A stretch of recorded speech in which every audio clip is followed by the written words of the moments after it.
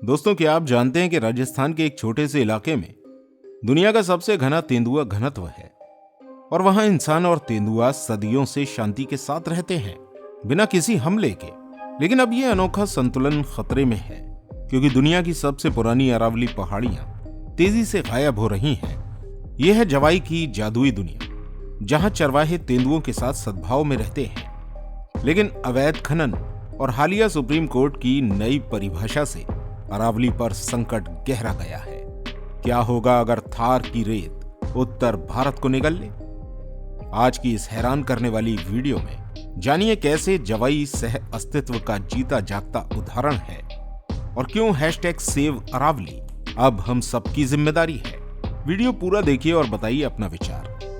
दोस्तों, कल्पना कीजिए एक देहाती इलाके की, शांत गांव, सुबह की गुनगुनी धूप में पकती फसलें, दूर तक फैले मैदान और ऊपर ग्रेनाइट की चमकती पहाड़ियां। यह है राजस्थान का जवाई क्षेत्र जो अरावली पर्वत श्रृंखला के बीच बसा है। लेकिन ये पहाड़ियां कोई आम पहाड़ियां नहीं है।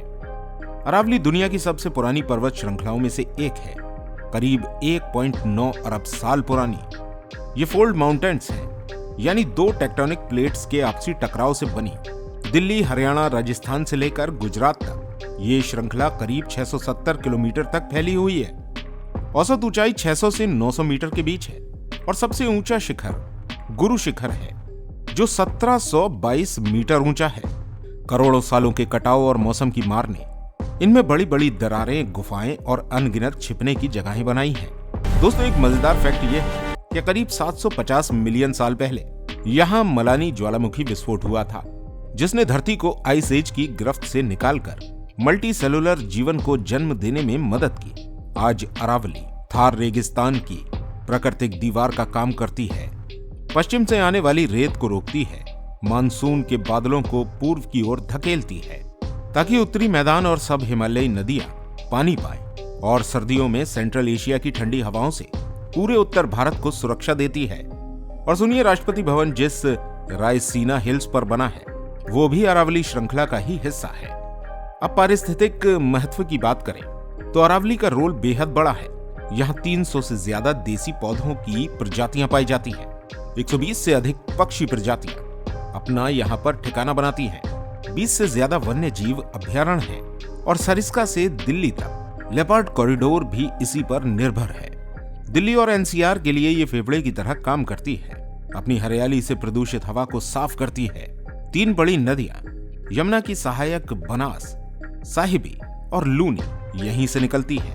इन पहाड़ियों की नेचुरल क्रैक्स, फ्रिक्शन और एक्विफर सिस्टम बारिश का पानी जमीन में रिचार्ज करते हैं, जो सूखे राजस्थान जैसे राज्य की प्यास बुझाने का मुख्य स्रोत है। पुरातात्विक रूप से भी ये इलाका अमीर है।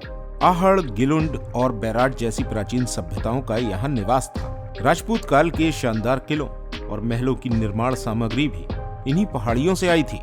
दोस्तों, अरावली सिर्फ पत्थरों का ढेर नहीं। अब आते हैं जवाई की उस अनोखी दुनिया पर जो अरावली के ठीक बीच में बसी है। दोस्तों, जवाई नदी पर बना बांध एक बड़ी झील बनाता है जो पूरा का पूरा अनोखा बायोस्फीयर रिजर्व है। पानी के आसपास जीवन खूब फलता फूलता है।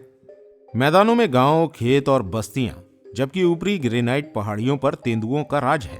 और सुनिए, यहाँ तेंदुओं की दुनिया में सबसे घनी आबादी है।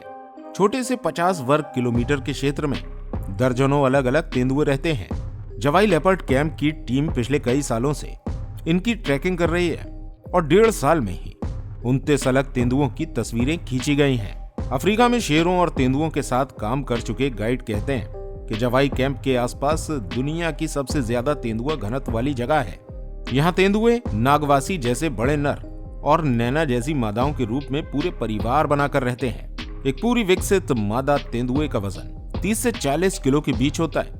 तेंदुए बेहद फुर्तीले और ताकतवर होते हैं। 3 मीटर ऊंची छलांग लगा सकते हैं, 6 मीटर दूर तक कूद सकते हैं और 60 किलोमीटर प्रति घंटा की रफ्तार से दौड़ सकते हैं। दिन के समय में ऊंची ढलानों पर बनी गुफाओं और बड़ी दरारों में छिपे रहते हैं, जबकि सुबह या शाम को ही बाहर निकलते हैं। लेकिन दोस्तों, अब इस अनोखी दुनिया पर बड़ा खतरा मंडरा रहा है। पिछले 50 सालों में राजस्थान में अरावली की 128 पहाड़ियों में से 31 पूरी तरह गायब हो चुकी हैं, यानी 25% से ज्यादा। हरियाणा में भी श्रृंखला की लंबाई काफी कम हो गई है। मुख्य वजह है अवैध खनन और मानव लालच। फॉरेस्ट सर्वे ऑफ इंडिया की 2017 की रिपोर्ट में 3200 से ज्यादा साइट्स पर अवैध खनन चलने की बात कही गई थी। CAG रिपोर्ट के अनुसार 2011 से 2017 के बीच 98.87 लाख मीट्रिक टन खनिज अवैध रूप से निकाले गए। माइनिंग माफिया डायनामाइट का इस्तेमाल करके पूरे पहाड़ उड़ा देते हैं। इसके अलावा तेज construction, farm house, colonisation project से जंगल तेजी से सिकुड़ रहे हैं। चिपको मूवमेंट से प्रेरित कई अभियान चले। 2020 में लोगों ने पेड़ों को राखी बांधी, लेकिन समस्या अभी भी बरकरार है। नतीजे बहुत गंभीर हैं।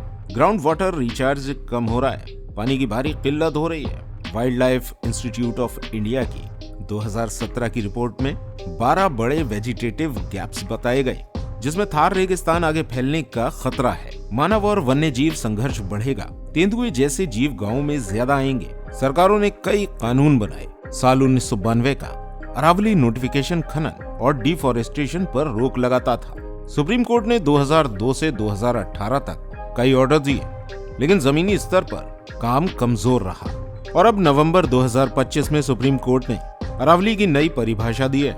लोकल रिलीफ से 100 मीटर या उससे ज्यादा ऊंची पहाड़ियां ही अरावली हिल मानी जाएंगी, और 500 मीटर दायरे में 2 या ज्यादा ऐसी पहाड़ियां हों तो रेंज। नई माइनिंग लीज या रिन्यूअल पर रोक है जब तक सस्टेनेबल प्लान न बने। इससे पर्यावरणविद और आम लोग बहुत चिंतित हैं, क्योंकि 90 से 95% छोटी पहाड़ियां, जो ज्यादातर 30 से 80 मीटर ऊंची हैं, अब संरक्षण से बाहर हो सकती हैं। इससे अवैध और वैध खनन दोनों आसान हो जाएंगे और विनाश की रफ्तार कई गुना बढ़ जाएगी। सोशल मीडिया पर #सेव अरावली अभियान जोरों से चल रहा है।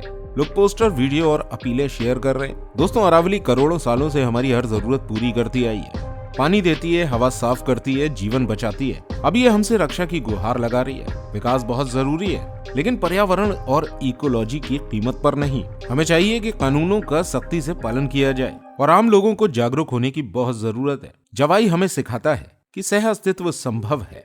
इंसान और जंगली जीवन साथ रह सकते हैं। अगर हमने इन पहाड़ियों को नहीं बचाया तो थार की रेत उत्तरी भारत को निगल जाएगी, पानी पूरी तरह सूख जाएगा, तेंदुए जैसे जीव बेघर हो जाएंगे और आने वाली पीढ़ियां हमें माफ नहीं करेंगी। #सेव अरावली सिर्फ एक हैशटैग नहीं है, बल्कि उत्तर भारत की आने वाली पीढ़ियों की पुकार है। जापान और चीन जैसे देश 2050 तक पर्यावरण को सबसे ऊपर प्राथमिकता दे रहे हैं। हमें भी पीछे नहीं रहना चाहिए। ये हमारी साझी धरोहर है। इन्हें बचाना हम सबका कर्तव्य है। दोस्तों, अगर आपको ये वीडियो पसंद आई हो तो इस वीडियो को लाइक करना बिल्कुल मत भूलिएगा। इस वीडियो को शेयर जरूर कीजिएगा, और अगर आपने अभी तक हमारे चैनल को सब्सक्राइब नहीं किया है तो इस चैनल को सब्सक्राइब जरूर कीजिएगा। और #सेव अरावली अभियान पर आपका क्या विचार है और अगले टॉपिक पर आप क्या सुनना चाहते हैं, हमें कमेंट करके जरूर बताइएगा।